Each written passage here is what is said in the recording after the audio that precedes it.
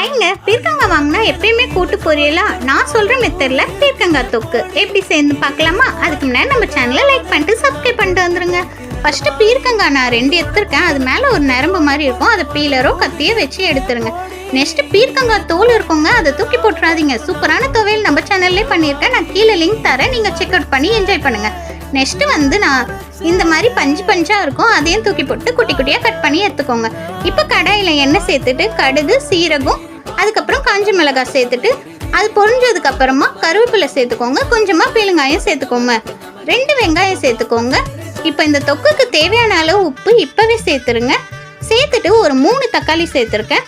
So அதையுமே சேர்த்துக்கோங்க. மஞ்சள் தூள் 2 டேபிள் ஸ்பூன், தனியாத்தூள் 1 டேபிள் ஸ்பூன், மிளகாய் தூள் 1 டேபிள் ஸ்பூன், கரம் மசாலா சேர்த்துட்டு நல்லா இந்த மசாலாலாம் வதக்கிடுங்க. அதுக்கப்புறமா பார்த்தீங்கன்னா நம்ம கட் பண்ணி வச்ச பீர்க்கங்காவை இதில் சேர்த்துக்கோங்க. சேர்த்துட்டு நல்லா மிக்ஸ் பண்ணிக்கோங்க. மிக்ஸ் பண்ணி இதை மூடி போட்டு ஒரு 10 நிமிஷம் வச்சிங்கன்னா அதுவே தண்ணியெல்லாம் விட்டு இந்த மாதிரி சூப்பராக வெந்து வரும். இந்த மாதிரி வந்ததுக்கப்புறமா நம்ம தொக்குன்றதுனால இன்னும் கொஞ்சம் தண்ணி தேவைப்படும். ஸோ நான் கொஞ்சமாக தண்ணி சேர்த்துக்கிறேன். சேர்த்துட்டு நல்லா மிக்ஸ் பண்ணிக்கோங்க. இது நல்லா இப்படி கொதிச்சு வந்தோன்னே தேங்காய் நல்லா துருவி இந்த மாதிரி நான் மேலே சேர்த்துக்கிறேன். சேர்த்துட்டு கொத்தமல்லியும் சேர்த்துக்கிறேன்.